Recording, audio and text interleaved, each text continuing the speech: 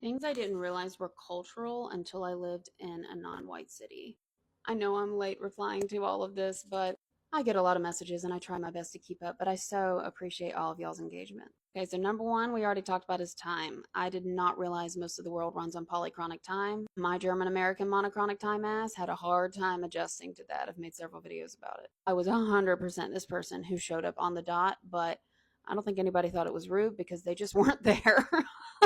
Number two is grooming and fashion. And I know that that's very obvious, but I had never really experienced it, even though I traveled. Living in Miami, I frequently learned to tell other white girls who joined our program or that were just around visiting that he's not gay, he's Cuban.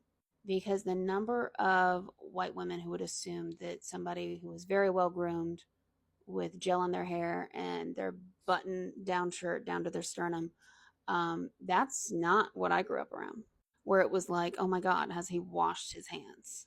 And it wasn't feminine and it wasn't considered gay. It was just a different version of masculinity. And that really helped me understand and see gender roles in a different way of not something that's biological, but something that is cultural.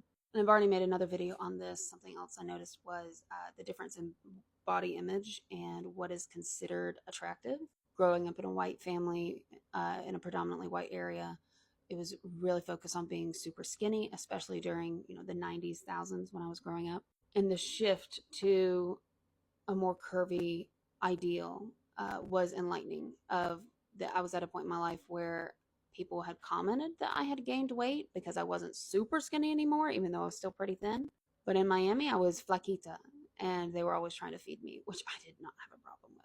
But it helped me realize how much of that is cultural and made up, and a lot of it used to market to get us to buy things. And it set me free in a lot of ways. So just remember, just because it's your way doesn't mean it's the only way, and it doesn't mean it's even the right way. But the ability to recognize these differences and talk about them is a really critical skill in life.